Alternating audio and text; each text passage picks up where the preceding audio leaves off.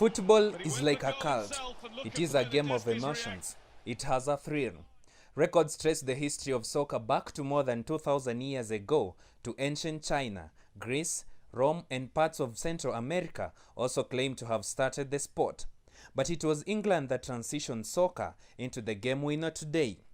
In Africa, and Kenya in particular, the game has grown immensely, even on international stages.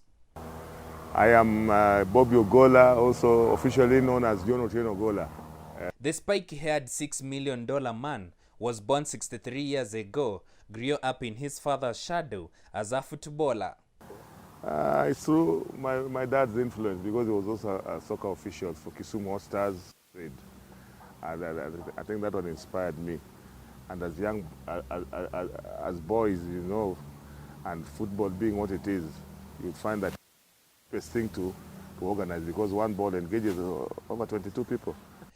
Bobby, who started football as a striker before switching positions to a midfielder, became the fans' favorite at Gor Mahia, famously known as Kogalo, was nicknamed $6 million man after a popular TV series starring Lee Majors back in the 1980s. I wouldn't say why I was called so, but the people who gave me the name are the people who should be answering. But if I also watched that program at one time, I saw somebody on screen doing just things that were unimaginable. So maybe they saw that one in me. The Gor Mahia fans, they used to give us big names. I think that is how it came about. Yeah, extraordinary things on screen. So maybe on the pitch, some of my actions influenced them. Bobby Ogolla believes that he never played football professionally, but he was driven by passion. I asked him why did he leave Gor Mahia unceremoniously after 14 years stint at one of the Kenya's best Premier League club. Historically, joining Gor Mahia has always been merry.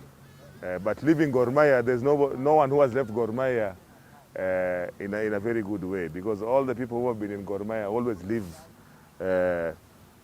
in haste, and also you find that it is never good. I don't know why. There's nothing to show that leaving Gor Mahia could be the same as joining Gor Mahia, because as you join Gor Mahia, there's a lot of how can I put it? It's always good because people appreciate you. You go there, perform, but when it comes to the time of leaving, you find everything is wrong, and you are unhappy at the end of it. At Gor Mahia, Bobby faced a couple of challenges as a player, which forced him to start wearing one sock pulled to the knee and the other pushed to the ankle, which some of his fanatics, they took it as fashion. Okay, you know, during our time, the shin guard wasn't a must. But I came to that understanding because at one time I got injured on the knee and I got operated. Thereafter, I had to support my left knee. Very early in the game, 1979, I'd played in Gor Mahia for 2 years. So thereafter, for me to survive in that game, I had to support my knee. So the one sock on the left always came about because I always put a knee cap halfway through like this. So I would put up to cover the knee cap. And then the other side, I just left it low. Yeah, that's how it came about. It was not a fashionable style, but there was a necessity of doing that. But how did Bobby transit from a player to a coach? For me, it was accidental. I didn't plan to be a coach because at the time, in '85, when we came from Khartoum after this Central, we won, and then when we came back, now we were supposed to defend the trophy where in Mwanza. With that knee problem, there was an issue of the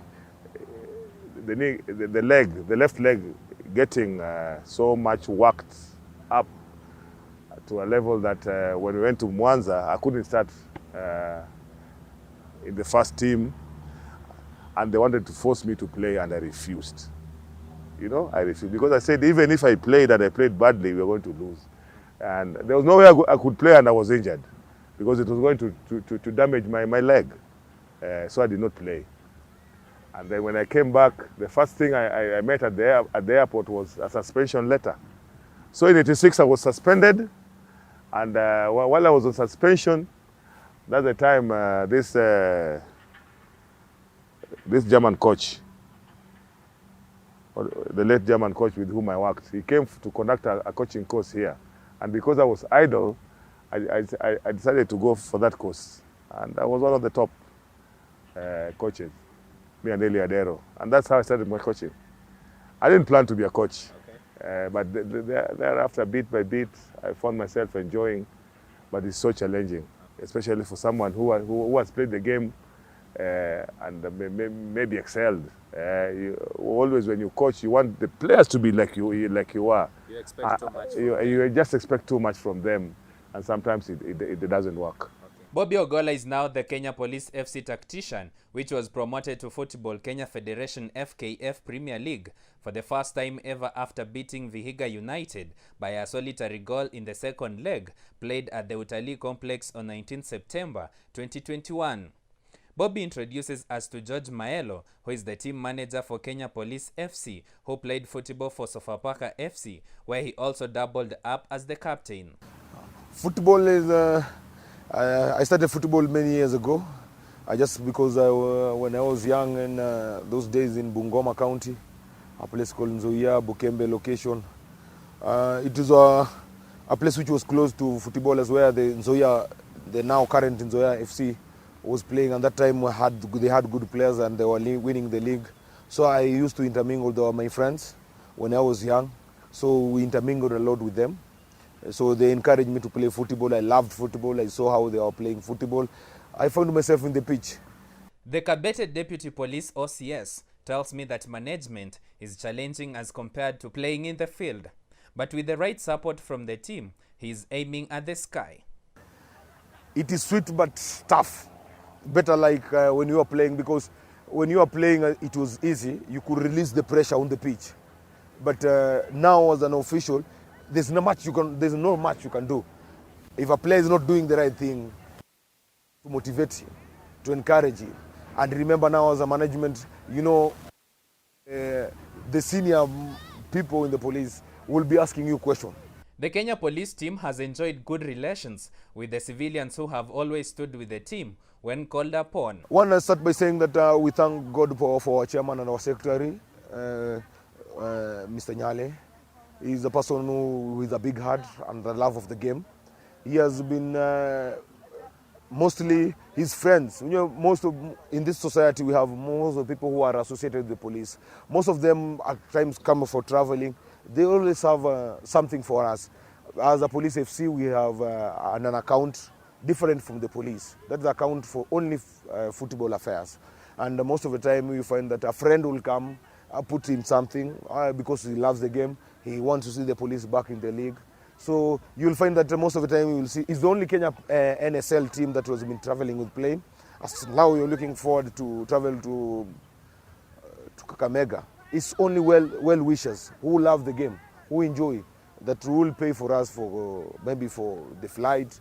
They will pay for our hotel. When you go like in Mombasa, we stay in a 5-star hotel, which is good. The Kenya Police FC is a mixture of police officers and civilians which promotes the police service mantra of policing through sports. Majority of them are civilians because as our motto, policing through sports. And policing through sports, and you find that most of the civilians wanaishi huko mtaani. So they really they shorten the gap between the police and the civilian. So the majority of them are civilians. I only have police officers, only 16 in this team, which is a minimum number.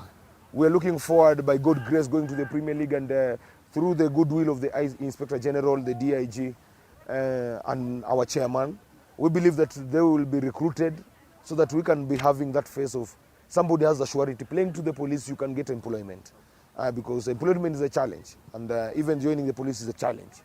So through the talent, we believe we will recruit more so that we can have a good team of the officers.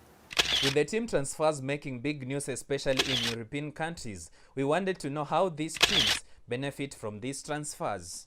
It depends on how many years the player is on contract. That is one, which determines his stay, because And sometimes you find a player is on free transfer. He has finished his years at a club, then he has to move free of charge. Okay, when the time is not right for him to leave, when there are some years, the transfer period, then that's where the club benefits. Yeah, so it depends on how long your contract is, whether you're still, whether you have expired your time in that club or not. Basically, I believe that way in our Kenyan context. You know, we are not as professional as the leagues are outside there or in other countries. But also in Kenya here, you find that the players are being shortchanged quite a lot. When it comes to, find like in those other established clubs in Kenya, he's recruited, he's promised heaven, and he ends up getting hell. Bobby believes that some of these huge sums that are being splashed by big clubs are not sustainable.